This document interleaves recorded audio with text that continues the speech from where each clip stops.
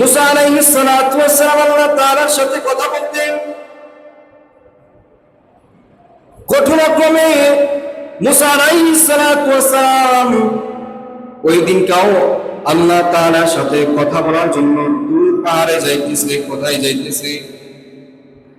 আল্লাহ তাআলার সাথে মুসা আলাইহিস সালাতু ওয়াস সালাম যেই স্থানে যেই জায়গার মধ্যে কথা বলতেন সেটা হচ্ছে তুর পাহাড়ে, তুয়া নামক স্থানে হযরত মুসা আলাইহিস সালাতু ওয়াস সালাম আল্লাহ তাআলার সাথে কথা বলতেন।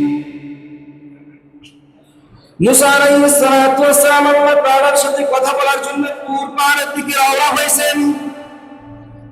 পথিমধ্যেই এক ব্যক্তির সাথে দেখা হয়ে গেল। মুসা আলাইহিস সালাতু ওয়াস সালামকে ওই লোক ডাকিয়া বলে, ও আল্লাহর পয়গম্বর, ও আল্লাহর পয়গম্বর, তোমার কাছে একটা বিষয় জানার আছে। তুমি তো আল্লাহ তাআলার কাছে কথা বলার জন্য যাইতেছ, আল্লাহ তাআলার সাথে কথা বলার জন্য তুর পাহাড়ে যাইতেছ। তোমার আল্লাহরে জিগাইবা, আল্লাহরে জিগাইবা, আমার একটা প্রশ্নের উত্তর তুমি জিগায় নিয়ে আসবা। লোকটা এই কথা বলার পর নিজের প্রশ্নগুলো বলতে লাগলেন। লোকটা বলতেছে, আমি যে ধন সম্পদের মালিক, এই ধন সম্পদ আমার কোনো মতেই কমতেছে না। কিভাবে আমার এই ধন সম্পদ কমবে তুমি একটু আল্লাহ তাআলার জিজ্ঞাসা করে আসবা। মুসা আলাইহিস সালাতু ওয়াস সালাম তার কাছ থেকে বিদায় নিয়ে আবার সামনের দিকে রওনা হয়েছেন। হওয়ার পর মুসা আলাইহিস সালাতু ওয়াস সালাম সামনের দিকে অগ্রসর হয়ে যায়। পথিমধ্যে আরেক ব্যক্তির সাথে দেখা হয়েছে। দেখা হওয়ার পর এমন ব্যক্তি রাখিয়া বলে, ও মুসা, তুমি তো আল্লাহ তাআলার সাথে কথা বলার জন্য তুর পাহাড়ে যাইতেছ, তোমার সাথে আমার কিছু কথা আছে। কি কথা বলো? বলতেছে, আমি গরিব লোক, আমি খুব গরিব ক্ষুধার্ত, আমি এর থেকে কিভাবে মুক্তি পাবো? তুমি তো আল্লাহ তাআলার সাথে কথা বলার জন্য যাইতেছ, তুমি আল্লাহ তাআলাকে একটু জিজ্ঞাসা করবা, আমি এর থেকে কিভাবে মুক্তি পাবো তুমি জিজ্ঞাসা করে আসবা। মুসা আলাইহিস সালাতু ওয়াস সালাম তার কাছ থেকে বিদায় নিয়ে সামনের দিকে অগ্রসর হতে লাগলেন।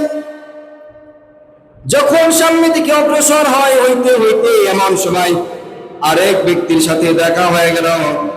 ওই ব্যক্তি মুসা আলাইহিস সালাতু ওয়াস সালামকে ডাকিয়া বলে, ও পয়গম্বর, ও আল্লাহ তাআলার নবী, তুমি তো আল্লাহ তাআলার সাথে কথা বলার জন্য যাইতেছ, আল্লাহ তাআলাকে আমার পক্ষ হয়ে তুমি একটা কথা জিজ্ঞাসা করবা। ওই লোকটা ছিল এমন লোক, তার হাত পা কোনো কিছুই ছিল না, বিকলাঙ্গ অবস্থায় জমিনে পড়েছিল। এই সময় মুসা আলাইহিস সালাতু ওয়াস সালামকে ডাকিয়া বলে যে, তুমি আল্লাহ তাআলার কাছ থেকে জেনে আসবা কি কারণে আল্লাহ তাআলা আমারে বানাইছে, আমারে কি কোনো কাজে লাগানোর জন্য আল্লাহ তাআলা বানাইছে কিনা। মুসা আলাইহিস সালাতু ওয়াস সালাম তার কাছ থেকে বিদায় নিয়ে চলে গেলেন।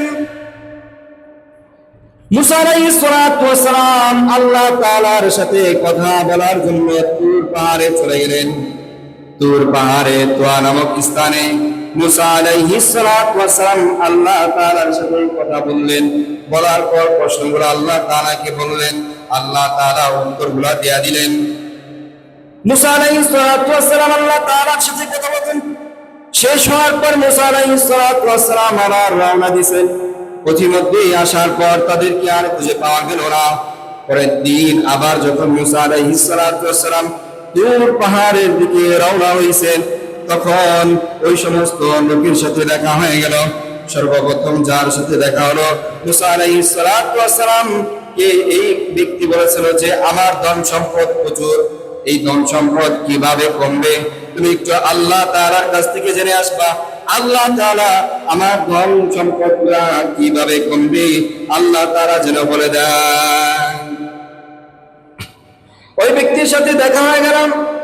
মুসা আলাইহিস সালাতু ওয়াস সালাম ওই ব্যক্তিকে ডাকিয়া বলেন, আল্লাহ তাআলা বলছেন যে তুমি সব বিষয়ে আল্লাহ তাআলার নিয়ামত আদায় করো, আল্লাহ তাআলার নিয়ামতের শুকরিয়া আদায় করো, তাহলে আল্লাহ রাব্বুল আলামিন তোমার নিয়ামতগুলো বাড়ায় দিবে।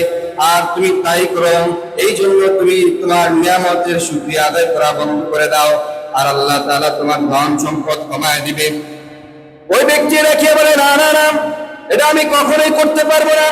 আল্লাহ তাআলা আমাকে সুস্থ রাখছেন, আল্লাহ তাআলা আমাকে ধন সম্পদ দিয়েছেন, বিদায় আমি শুকরিয়া আদায় করি না। আমি আল্লাহ তাআলার গোলামি করি, বিদায় আমি আল্লাহ তাআলার শুকরিয়া আদায় করি। আল্লাহ রাব্বুল আলামিন যদি আমারে গরীব বানাইতো, তাহলেও আমি আল্লাহ তাআলার ইবাদতে মশগুল থাকতাম। সব বিষয়ে আমার কাছে শুকরিয়া আছে। মুসা আলাইহিস সালাতু ওয়াস সালামকে ডাইরেক্ট বলে দিলেন যে আমি এই কাজ করতে পারবো না, শুকরিয়া আদায় না করে থাকতে পারবো না। বললো আচ্ছা ঠিক আছে, তুমি তোমার কাজ করতে থাকো। মুসা আলাইহিস সালাতু ওয়াস সালাম ওই লোকের কাছ থেকে বিদায় নিয়ে সামনে দিকে অগ্রসর হইলেন। হওয়ার পর ওই গরিব ব্যক্তির সাথে দেখা হয়ে গেল। ওই গরিব ব্যক্তি ডাকিয়া বলেন মুসা আলাইহিস সালাতু ওয়াস সালামকে যে আপনি আমার প্রশ্নের উত্তর নিয়ে আসছেন কিনা আল্লাহ তাআলার কাছ থেকে। মুসা আলাইহিস সালাতু ওয়াস সালাম বলেন যে আমি আল্লাহ তাআলার কাছ থেকে আপনার উত্তর নিয়ে আসছি। আপনাকে আল্লাহ তাআলা না খাওয়ায় রাখছেন, আপনি শুকরিয়া আদায় করেন। আপনাকে আল্লাহ রাব্বুল আলামিন গরীব বানায় রাখছে, আপনি আল্লাহ তাআলার শুকরিয়া আদায় করেন। আপনি অসুস্থ হয়ে আছেন, আল্লাহ তাআলার শুকরিয়া আদায় করেন, তাহলে আল্লাহ রাব্বুল আলামিন আপনার নিয়ামত গুলোকে আরো বাড়ায়া দিবে। ওই লোকটা কি বলে যে আমি গরীব, আমি খাইতে পারি না, এই অবস্থায় আমি শুকরিয়া আদায় করবো না? না, তা হতে পারে না। ওই ব্যক্তির অবস্থা ওই রকমই দেখলাম। মুসা আলাইহিস সালাতু ওয়াস সালাম তার কাছ থেকে বিদায় নিয়ে দূর পাহাড় দিকে রওনা হয়েছেন। প্রতিমধ্যে ওই যে বিকলাঙ্গ অবস্থায় এক ব্যক্তি প্রশ্ন করেছিল, তার প্রশ্নের উত্তর মুসা আলাইহিস সালাতু ওয়াস সালাম তার কাছে যা জিজ্ঞাসা করেন, তার কাছে যা বলেন যে আল্লাহ রাব্বুল আলামিনকে জিজ্ঞাসা করেছিলাম তোমাকে কি অনর্থক বানাইছে কিনা? তোমাকে আল্লাহ রাব্বুল আলামিন অনর্থক বানায় নাই। তোমার আল্লাহ রাব্বুল আলামিন জাহান্নামের একটা ছিদ্র আছে, ওই ছিদ্র তোমার বরাবর অবস্থা, তোমার যে বিকলাঙ্গ ভাবে বানাইছে, যেইভাবে বানাইছে সেম ওই রকম একটা ছিদ্র আছে। আল্লাহ রাব্বুল আলামিন জাহান্নামের ওই ছিদ্র বন্ধ করার জন্য তোমারে আল্লাহ রাব্বুল আলামিন বানাইছেন। ওই লোক এই কথা শোনার পর সাথে সাথে বললেন যে আল্লাহ রাব্বুল আলামিন আমারে অনর্থক বানাই নাই, আল্লাহ রাব্বুল আলামিন আমারে কোনো না কোনো কাজের জন্য বানাইছে। সাথে সাথেই শুকরিয়া আদায় করছে।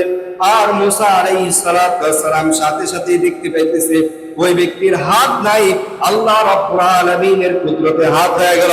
ওই ব্যক্তির পা নাই, আল্লাহ রাব্বুল আলামিনের কুদরতে তার পা হয়ে গেল।